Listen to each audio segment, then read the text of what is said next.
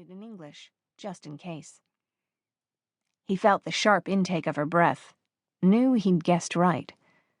He also spoke German, French, and Polish, but English had seemed the most expedient choice, since nearly everyone spoke it as a second language. "I won't hurt you," he said. "But if you scream, I will let him have you. Understand?" She gave a quick nod as he turned her in his arms again. Her smoky eyes shimmered in the reflected light of the store. Her jacket hood had fallen back, revealing dark hair caught in a thick ponytail. Her features were fine, delicate, though the elbow she'd aimed at his head had been anything but weak. She was strong, this woman. Strong and delicate at once. Alexei pulled his hand away from her mouth. Her expression was wary, but she didn't scream. "Please help me," she blurted, wrapping her arms around herself to ward off the late April chill. "Don't let them take me." American. He shouldn't be surprised, and yet something about her was wholly unexpected. Such as what an American woman who spoke no Russian was doing alone in Red Square at nearly 1 a.m. Don't get involved, Alexei. He shoved the voice aside and concentrated on her. "Don't let who take you? The authorities? If you've done something illegal, I can't help you." "No," she said, casting her gaze behind her before turning to him again. "It's nothing like that. I'm looking for my sister, and—" Angry shouts rang through the square. She didn't wait for his answer. She simply bolted into the night, as if shot from a cannon. Alexei caught her in 3 strides, clamping a hand over her arm and spinning her around. "This way," he said, hauling her toward the department store. "It's too bright. They'll see us." "Precisely." Boots clomped over the cobbles, coming toward them. They had only seconds before the men made it down the hill. The slick snow was hindering them, but not much. Alexei shoved the girl back against one of the huge plate windows.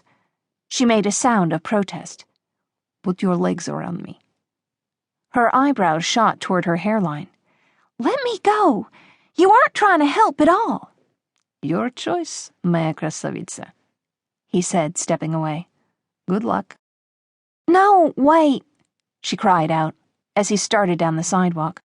When he stopped, she let out a harsh breath. "Okay, I'll do it your way." Alexei gave her a smile he knew was anything but friendly. "Spasibo. We will pretend to be lovers, yes? Put your legs around me," he said as he crowded her against the window and pulled her hair free of its confinement. She wrapped her arms around his neck, obeying without argument this time. Alexei cupped her thighs, pushed into the cradle of her hips. His coat was long and hid their bodies from view. If they did this right, anyone seeing them would think they were having sex. The American bit back a soft moan as he pushed harder against her most sensitive spot. The sound crashed through his veins like a shot of vodka. No matter how he willed it otherwise, his body was reacting. Chort boyberi. She was small, soft, and she smelled like summer in the Urals. A hint of flowers, sunshine, and cool water. Anger flashed through him.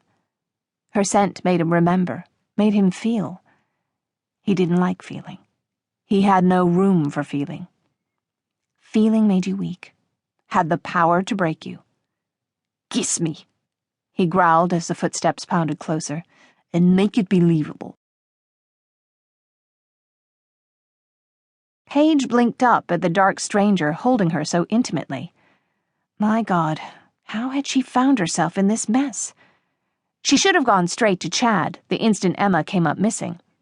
But she'd thought her sister had simply forgotten the time.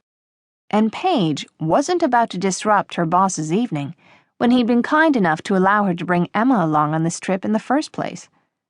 Chad Russell was one of Dallas's most eligible bachelors. He was cool, handsome, and wealthy. And she was his secretary. Or at least she was for this trip, since his executive secretary wasn't allowed to fly longer than 3 hours at a time per her doctor's orders.